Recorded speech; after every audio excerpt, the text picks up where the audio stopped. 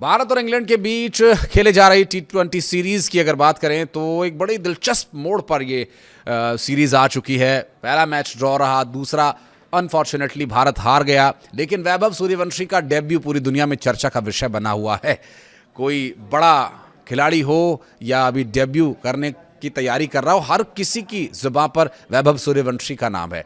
T20 defending champion team का ये हाल, एक मैच जीतने के लाले पड़े हुए हैं।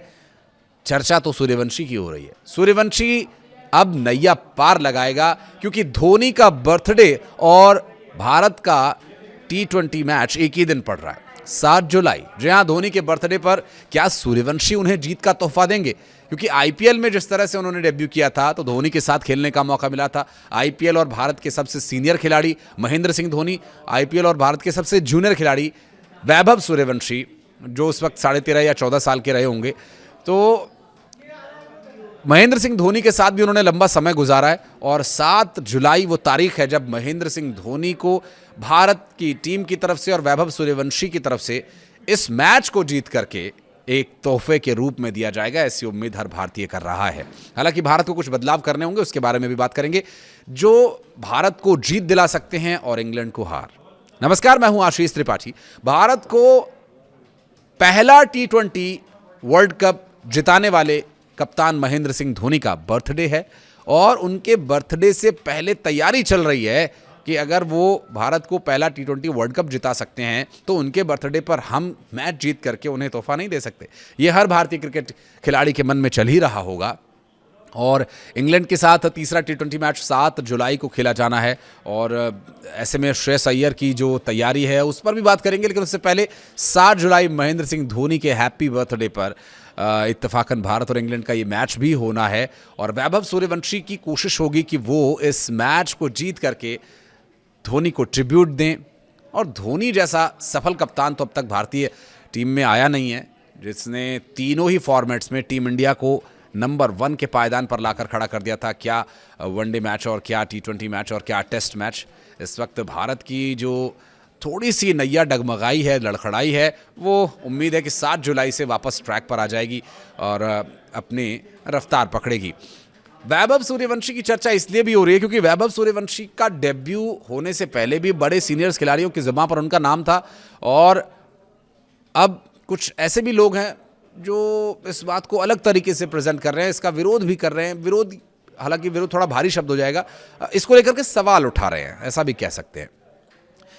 वैभव का डेब्यू सीनियर प्लेयर्स का एक बड़ा धड़ा जो इसके काफ़ी खुश है, इंक्लूडिंग सुनील गावस्कर सनी साहब, तो कुछ लोग इस पर सवाल भी उठा रहे हैं। पहले सुनील गावस्कर साहब की वो कमेंट्री मुझे याद आती है जो पहले मैच में जब उनका डेब्यू हुआ था इस T20 सीरीज़ का, तो वो दूसरा मैच था। हालांकि सूर्यवंशी का पहला मैच था और डेब्यू मैच था और 15 साल से कुछ दिन ज़्यादा उम्र का खिलाड़ी जो डेब्यू कर रहा है, ऐसा पूरे इतिहास में पहली बार हुआ और भारतीय क्रिकेट के इतिहास में भी ये पहली बार हुआ। और सूर्यवंशी की बैटिंग का स्टाइल जो है वो बहुत पसंद आता है सीनियर्स को, खास करके सुनील गावस्कर साहब को। मैं देख रहा था मैच, तो उस वक्त वो जब कमेंट्री कर रहे थे तो वैभव सूर्यवंशी ने जब जोफ्रा आर्चर की गेंद पर 6 लगाया तो उस 6 को देखकर वो इतने एक्साइटेड हो गए, इतने खुश हो गए कि उस गेंद को देख करके वो खुद को रोक नहीं पाए और वो गीत गुनगुनाने लगे। उन्हें याद आ गया कि वो गीत कि चली चली रे पतंग, उड़ी उड़ी रे पतंग, ऐसा कुछ उन्होंने गुनगुनाया था गीत। और फिर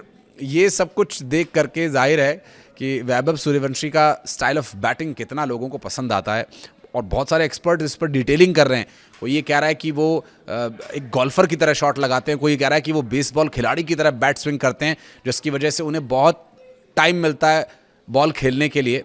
हालांकि उतने एक्सपर्ट तो हम हैं नहीं, लेकिन हम इन्फॉर्मेशन आप तक पहुंचा सकते हैं, हम अपने मनोभाव आप तक पहुंचा सकते हैं, आपके मन में, क्योंकि एक बतौर भारतीय खिलाड़ी और बतौर वैभव सूर्यवंशी का फ़ैन हम अपनी बात रख सकते हैं। आप भी इसमें जुड़िएगा, कमेंट सेक्शन में आप अपनी राय भी दीजिएगा। सूर्यवंशी के डेब्यू पर सवाल उठाने वाले खिलाड़ियों की बात करें तो वो सवाल दरअसल वैभव सूर्यवंशी के डेब्यू को लेकर नहीं है, सवाल संजू सैमसन को न खिलाने को लेकर उठाया गया। अब घुमा फिरा करके देखिए, बात तो वही है, क्योंकि अगर वैभव सूर्यवंशी खेलेंगे तो किसी न किसी को तो बाहर डगआउट में बैठना पड़ेगा। क्योंकि पूर्व क्रिकेटर और कमेंटेटर संजय मांजरेकर ने अपने एक्स हैंडल पर जो लिखा वो इस ओर इशारा करता है। उन्होंने लिखा कि वैभव सूर्यवंशी को भारतीय टीम की जर्सी में देखकर बहुत अच्छा लगा, लेकिन संजू सैमसन का क्या, क्वेश्चन मार्क के साथ। ये कैसा मजाक है, रुको मुझे अनुमान लगाने दो। शायद संजू चोटिल हैं, उम्मीद करता हूं उन्हें चोट के कारण ही बाहर बिठाया गया होगा, या फिर ये सबसे अजीब चुनाव है। कोई चोट नहीं लगी है, वो सिर्फ एक उनका जेस्चर है, बताने का तरीका है।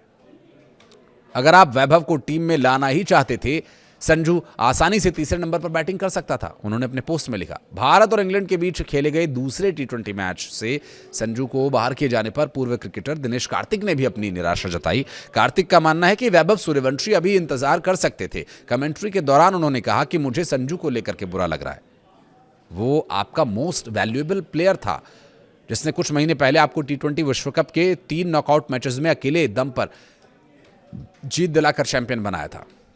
आपने उसे इसलिए बाहर कर दिया ताकि वैभव को किसी तरह से टीम में लाया जा सके। यह एक ऐसा चुनाव है जिसकी मुझे उम्मीद नहीं थी।